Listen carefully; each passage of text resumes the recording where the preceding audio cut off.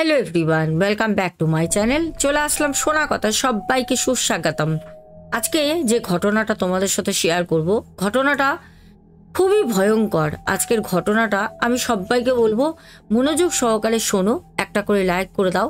যারা এখনো পর্যন্ত ভালোবেসে আমাদের চ্যানেলগুলো পাশে নেই তাড়াতাড়ি চ্যানেলগুলো সাবস্ক্রাইব করে নাও। বেঙ্গলি ব্লগার সোনা, ভূত সত্যি চ্যানেল আর আমাদের সোনা কথা। তাহলে চলো সোনা কথার ঘটনাটা শুরু করি। আমাদের আজকে ঘটনাটা পাঠায় হচ্ছে রিকি। রিকি বলে, দিদি ভাই আমি বাইক চালাতে খুব ভালোবাসি। আমার বাবা 2007 সালটা ছিল বাবার, সেই সালটাতেই মৃত্যু হয়। আর সেই সালে মৃত্যুর আগে আমার বাবা আমাকে একটি বাইক কিনে দিয়ে যায়। রিকি বলে, দিদি ভাই আমি ছোট থেকেই বাবাকে বলতাম, বাবা আমার জীবনে একটাই শখ, সেটা হচ্ছে বাইক। বাবা প্লিজ আমাকে একটা বাইক কিনে দেবে। আমার বাবা বলতো দেব দেব দেব। বাবা এরকম আর্থিক অবস্থা আমাদের খারাপ না যে আমার বাবা আমাকে একটা বাইক কিনে দিতে পারে না, কিন্তু আমার বাবা আমাকে দেব দেব দেব করে, জানি না একটা স্মৃতি হয়তো জড়ানোর জন্যই। বাবা মা তো আগে থেকে অনেক কিছু জানতে পারেন। আমার বাবা যখন আমাকে বাইকটা কিনে দিলেন 2007 সালের মে মাসে, বাবা মারা গেলেন ডিসেম্বর মাসে, মানে 2007-এর ডিসেম্বর মাসে কিন্তু বাবা মারা যান। বাবার মৃত্যুর পর আমি বাইকটা খুব যত্ন করে রাখতাম, কারণ আমার বাবার শেষ দেওয়া কিছু উপহার যেটা আমার খুব প্রিয়, সেটা হচ্ছে বাইকটা। আমি বাইকটা খুব যত্ন করে, দিদিভাই আমাদের যে দোতলা বাড়ির নিচে গ্যারেজ ঘরে বাইকটা গুছিয়ে রেখে দিতাম। দিদিভাই এত গুছিয়ে রাখতাম, আমি নিজেও এত যত্নে থাকতাম না। দিদিভাই তুমি বিশ্বাস করবে না, আমি সবসময় ভাবতাম যে আমার বাবা মারা যাবার আগেই হয়তো বুঝতে পেরেছিলেন যে একটা স্মৃতি আমার ছেলেকে দিয়ে যাই, যেটা ও সবসময় চায়। হয়তো আমি থাকবো না, আমি হয়তো পৃথিবীর মায়া ত্যাগ করতে বসেছি, আমার বাবা আমাকে দিয়ে যান। আর বাবা যেদিন বাইকের চাবিটা আমার হাতে দেন, সেদিন বাবা বলেন যে রিক এটা ভালো করে রাখবি, এটা কিন্তু নষ্ট করবি না, কারণ যদি এর বয়স হয়ে যায় ভাববি যে আমারও তো বয়স হয়েছিল, তাও তো বাবা বাবা বাবা করে ভালোবাসতিস, সেই প্রথম দিনে হাতে ধরে তোকে রাস্তায় হাঁটানোর মতো সেরকমই তো ভালোবাসতিস। এই বাইকটাকেও কিন্তু খুব গুছিয়ে রাখবি। আর বাবার কথাটা আমি মাথায় রেখেছি দিদিভাই, আজও আমার বাইক আমি চালাই না, খুব কম দিদিভাই, খুব কম আমি যত্ন করে রেখে দিয়েছি। এই কথাগুলো কেন বলছি তোমাদের মাথায় প্রশ্ন আসতেই পারে, এর মধ্যেই ঘটনাটা আছে। এবার আমি ঘটনাটা বলি। আমাদের রিক বলে, দিদিভাই একদিন আমাদের ফুটবল টুর্নামেন্ট ছিল, আমাকে যেতে হয় বহু দূর। আমি জায়গার নাম এখানে হাইট রাখছি, একটা ডিস্ট্রিক্টে আমাদের সেদিনকে ম্যাচ পড়েছিল টুর্নামেন্টের। আমি যাই, বাইকটা নিয়েই যাই। তারপর আমি ওখান থেকে আমার যে টুর্নামেন্ট ছিল আমি সব খেলা সব কাজ সম্পূর্ণ করে বাড়ি ফিরি। রাত তখন 1:30 বাজে। গাড়িটা আমি ঢুকিয়ে রেখে দিই, শরীর আমার দিচ্ছে না, সারাদিন মাঠে দৌড়ানো, বুঝতেই পারছো ফুটবল খেলা কতটা রিস্ক আর কতটা শরীরকে উইক করে দেয়। তার মধ্যে বাইরে সেরমভাবে খাওয়াও নেই, অনেকটা ডিস্টেন্স আমাকে মানে গাড়ি চালিয়ে যেতে হয়েছে, আসতে হয়েছে। মা রীতিমতো আমাকে বললো, কিরে রিক চোখ মুখটা পুরো বসে গেছে, যা তাড়াতাড়ি করে স্নান করে নে, গরমকাল ছিল। মা বলল, তুই স্নান কর, আমি তোর রুমের এসিটা অন করে দিয়ে আসি, আর আমি নিচে ডাইনিংয়ে খাবার দিচ্ছি, তুই খেয়ে নে। আমি শুয়ে পড়লাম। আমি মাকে বললাম, যাও তুমি যাও, কাজগুলো করে দিয়ে তুমি শুয়ে পড়ো। আমাদের রিক বলে, দিদি ভাই আমি আমার গাড়িটাকে রাখলাম, রেখে গ্যারেজ করে দিয়ে আমি স্নান করতে গেলাম। আমি স্নান করলাম, স্নান করে দেখলাম যে মা ডাইনিংয়ে আমার জন্য 2টো রুটি আর ওই চিকেনের একটা কিছু পাতলা ঝোল করেছিল, আমাকে দিয়ে গেছে। তো আমি সেগুলোকে খেলাম বসে বসে। দেন খাবার পর আমি উপরে শুতে গেলাম, গিয়ে দেখলাম এসিটা অন করা আছে, আমি শুয়ে পড়ি। দিদিভাই সকালবেলা যখন আমি ঘুম থেকে উঠলাম, তখন আমি দেখছি আমার বাইক আমি যেখানে রাখি ওইখানে নেই, আমার বাইক ওখান থেকে জায়গা পরিবর্তন করেছে। আর সব থেকে বড় কথা হচ্ছে আমার বাইকটা নিট অ্যান্ড ক্লিনভাবে পুরোটা পরিষ্কার করে মোছা। আমি দেখে অবাক হয়ে গেলাম যে আমার বাইক আমি তো পরিষ্কার করে মুছিনি, আমি তো খুব টায়ার্ড লাগছিল, আমি রেখে দিয়ে চলে গেছি, তাহলে আমার বাইকটা পরিষ্কার করলো কে? আমার মাকে বললাম, মা অনেক সময় করে কারণ মাও জানে যে এটা বাবার শেষ স্মৃতি। তো আমি মাকে বললাম, মা মা তুমি কি আমার বাইকটা পরিষ্কার করেছো, মুছেছো সকালে?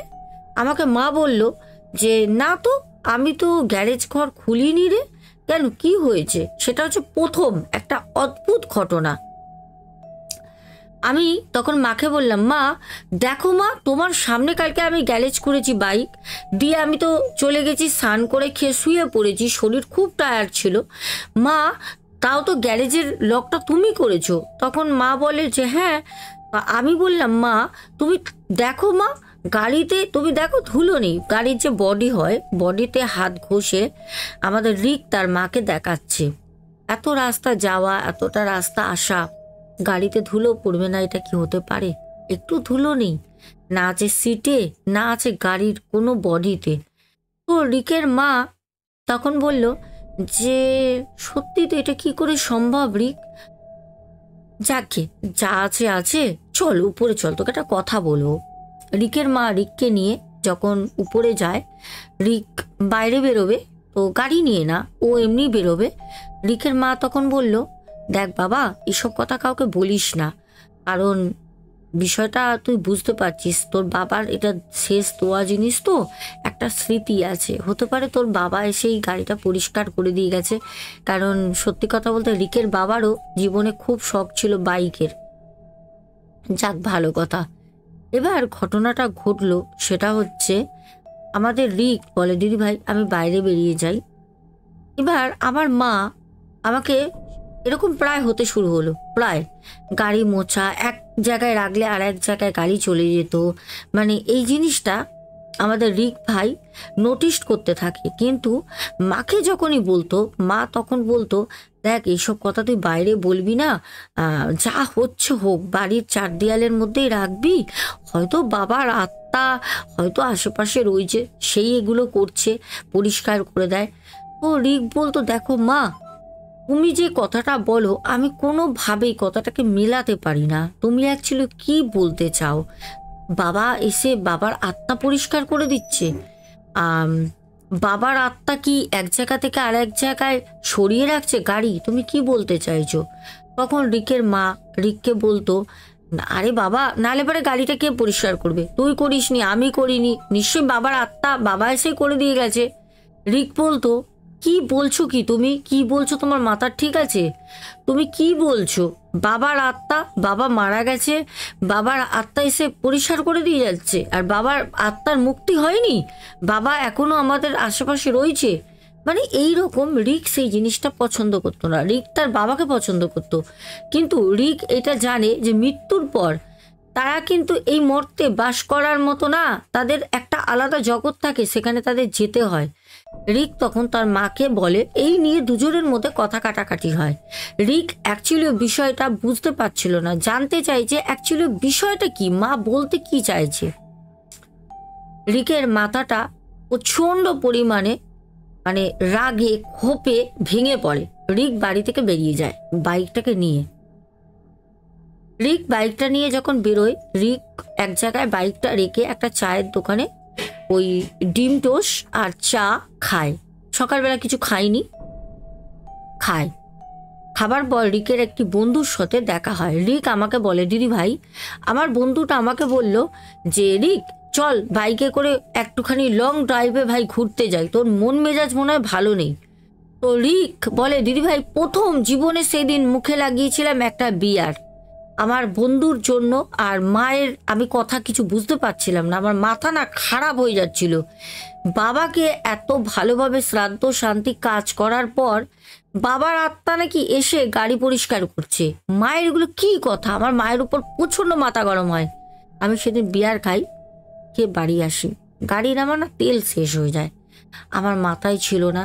বন্ধুকে বাড়িতে নামিয়ে দিই। আমি যখন বাড়িতে আসি, এসে আমি আমার বাড়ির নিচে গ্যারেজে আমি গাড়ি রেখে যখন আমি আস্তে করে জানলা দিয়ে, মানে আমাদের গ্যারেজের ওখান থেকে একটা জানলা আছে, ডাইনিং স্পেসটা দেখা যায়, ওখান থেকে গেলে গেটে গিয়ে নক করবো বা বেল বাজাবো।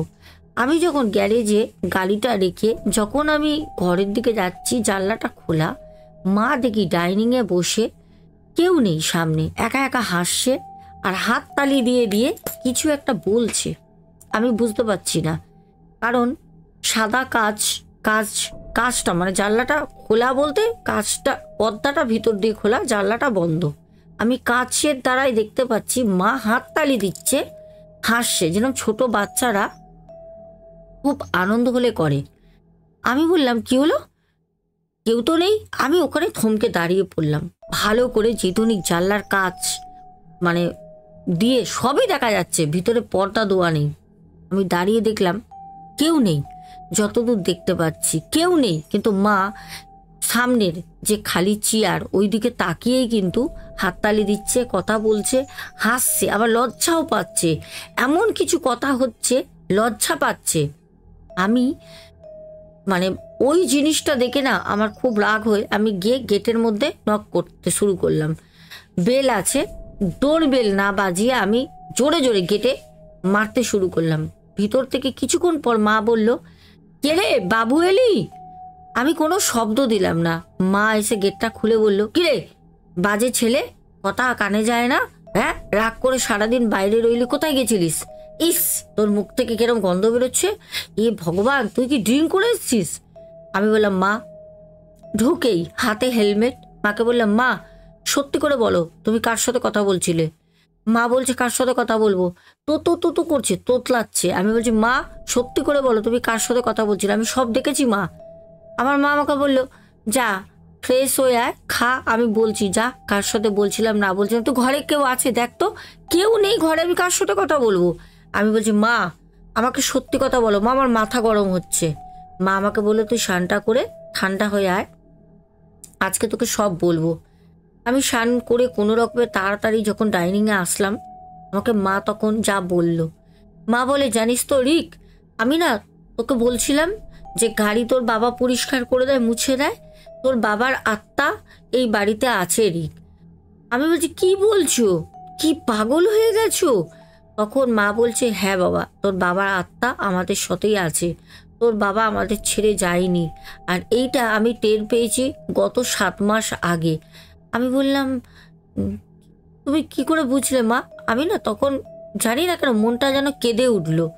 আমার বাবার কথা, বাবার স্মৃতিগুলো মনে পড়ছে। বাবা তো বাবাই হয় না। আমি তখন বললাম, মা বাবা কোথায় মা এখন? মা বাবা কোথায় এখন? মা বলল, বাবা তোর পাশেই বসে আছে। আমি তো পাশে দেখছি দুদিকে দুটো চেয়ার রাখা। কোন চেয়ারে? বলছে, এই তো তোর বা হাতে বাবা বসে রয়েছে। কিন্তু আমি দিদিভাই খালি চেয়ার দেখছি।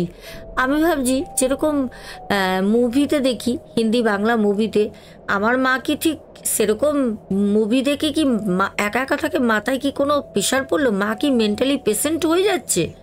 আমি তখনও বিশ্বাস করছি না।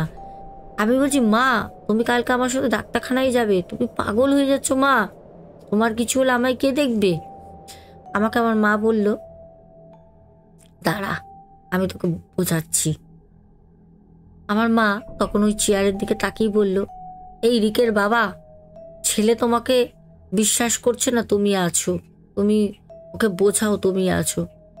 আমাদের রিক বলে, দিদি ভাই আমি চোখের সামনে দেখলাম আমার ডাইনিংয়ে যেখানে বসে আছি, খালি জলের গ্লাস, কাচের গ্লাসটা না আস্তে আস্তে আস্তে আস্তে আমার দিকে চলে এলো। আমি দেখে এত ভয় পাই দিদিভাই, আমার বাবা হতে পারে কিন্তু বাবা এখন ভূত।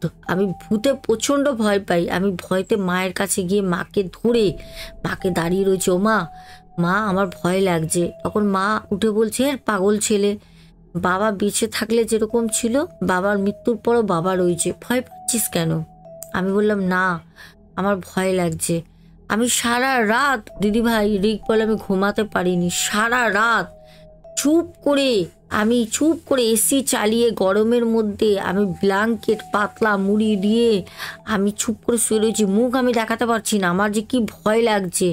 সারা রাত না আমি ওয়াশরুমে গেছি, না আমি ঘুমিয়েছি দিদিভাই। ভোরবেলা মাকে বললাম, মা তোমার সাথে আমার কিছু কথা আছে, ঘর থেকে চলো। মা আমার সাথে যায়। আমাদের ওখানে একটা ঝিল আছে দিদিভাই, ঝিলের ওখানে গিয়ে অনেকেই বসে, পার্ক করা আছে। ওখানে গিয়ে মাকে বললাম, মা তুমি যেই জিনিসটা ভাবছো এটা ভালো না। বাবার মৃত্যুর পর একটা জায়গা, বাবার ঠিকানা, মৃত্যুর পর কেউ তার পরিবারের সাথে থাকতে পারে না। মা যদি থাকতেই হতো তাহলে মানুষ মৃত্যুর পর 13 দিনে কেন শ্রাদ্ধ শান্তি নাম কীর্তন দিত? কেনই বা প্রেতশিলা, কেনই বা বুদ্ধ গয়ায় মানুষ পিণ্ডদান করতে যেত? তাহলে তো পরিবারের মানুষকে তারা বাড়িতেই রেখে দিতে পারতো। কারোর মৃত্যুর পর আত্মা ভালো হয়, কারোর আত্মা খারাপ হয়ে যায়। হয়তো বাবা আগের মতনই রয়েছে, কিন্তু বাবার এটা জায়গা না। বাবাকে কোনো জায়গায়, বাবার আদর্শ থাকার জায়গায় বাবাকে মুক্তি দিতে হবে, যাতে বাবা পরজন্ম পায়, একটা জীবন পায়। মাকে অনেক করে বোঝাতে মা কিন্তু কথাটা বোঝে। মা তখন বলল, তাহলে কি করব? আমি বললাম, তুমি আমার সাথে ব্রাহ্মণের কাছে চলো। কেন ঘরে এইসব আলোচনা করা যাবে না, যদি কোনো উল্টো রিয়্যাক্ট হয়। আমি মা গেলাম, সবটা বললাম।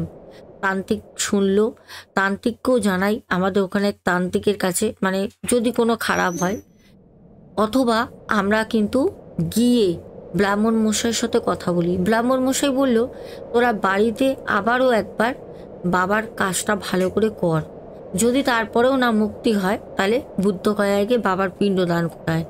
দিদিভাই আমরা দিন দেখে সব পঞ্জিকা মতো মেনে আমরা কিন্তু বাবার কাজটা করলাম। আবার যা যা ব্রাহ্মণ মশাই বলেন সেরকমভাবে 11টা ব্রাহ্মণ আমাদের বাড়িতে খায়। আমরা লোকজন বলিনি, 11 জন ব্রাহ্মণকে আমরা খাওয়াই। আর তারা যা যা আমাদের কাছে ডিমান্ড করে সবটা দিই, সবটা দিই। তারপর থেকে দিদিভাই আমার বাবার আত্মা আর কোনো দিন দেখতে পারিনি, কিন্তু আমি ওই গাড়ি এখনো পর্যন্ত গুছিয়ে রেখেছি, এখনো চালাই, আবার গুছিয়ে রাখি। কিন্তু এখন যতই আমি উইক হই না কেন, আমার গাড়ি গ্যারাজে পড়ে থাক না কেন, আমার গাড়ি আর কেউ পরিষ্কার করে দেয় না, আর মুছেও দেয় না। আর মা একা একা কথাও বলে না, হাসেও না। দিদিভাই এটা একদম সত্য ঘটনা, এটা আমাদের পরিবারে ঘটেছে। আর এই ঘটনাটা আমি, আমার মা ছাড়া শুধু ওই ব্রাহ্মণ আর তান্ত্রিক, আর আজকে তুমি জানলে, তোমার মারফতে অনেক মানুষ হয়তো জানলো। কিন্তু দিদিভাই আমি প্রপার যে রিক নামটা বলেছি সেটা আমার আসল নাম না, আর আমার বাড়ির অ্যাড্রেসটা আমি বলিনি। তো প্রিয় দর্শক বন্ধুরা, ঘটনাটা কিন্তু একদম বাস্তব ঘটনা। আমাদের পৃথিবীতে কি কি না হয় বলো তো, যদি আমাদের কাছে এসে না পৌঁছয় আমরা জানতেই পারি না। তো চলো তোমাদের নামগুলো আমি বলে দিই। এখনো পর্যন্ত কিন্তু আমি একদম ফাইন আছি, কিন্তু গলাটা একটু ভারী হয়ে গেছে, মনে হচ্ছে যেন গলার ভয়েসটাই চেঞ্জ হয়ে যাচ্ছে।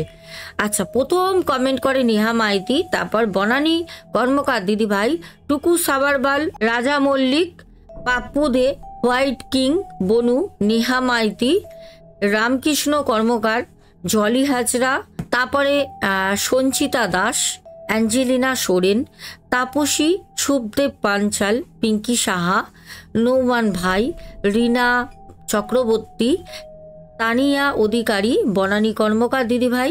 তারপরে বনানী কর্মকার দিদিভাই পরপর দুটো কমেন্ট করে, তারপর কমেন্ট করে হচ্ছে স্বপন রাউত, বং হিন্দু হেসেল, মঞ্জুষা নন্দী দিদিভাই পরপর দুটো কমেন্ট করে, সোমা দত্ত, রূপা দে, মাহি রয়, অমৃতা সরকার, সন্ধ্যা মণ্ডল বলেছ কেমন আছো বোন? আমি ভালো আছি দিদিভাই, তুমি কেমন আছো? সুজাতা দাস, রেখা অধিকারী, তারপরে কৌশিকী ঘোষ। আচ্ছা, তোমার কথা বলার স্টাইল খুব ভালো লাগে, অনেক ভালোবাসা নিও, পাশে থেকো। আচ্ছা, টিনা আচারিয়া, তারপরে আমাদের পিয়ালি ভারদ্বাজ, শুভঙ্কর ঘোড়ই, সুদীপ্ত ব্যানার্জি, সুপর্ণাদি, আব্দুল হক ভাই, Partha Roy, Panther gaming YT, Sujata Das, আর একদম শেষে কমেন্ট করেছ আমাদের মিন্টু গায়েন ভাই। সবাই খুব ভালো থেকো, দেখা হবে ঠিক রাত 10:30টায় আমাদের বেঙ্গলি ব্লগার সোনা চ্যানেলে দারুণ একটি ভয়ঙ্কর ঘটনা নিয়ে। এখনের মতো টাটা।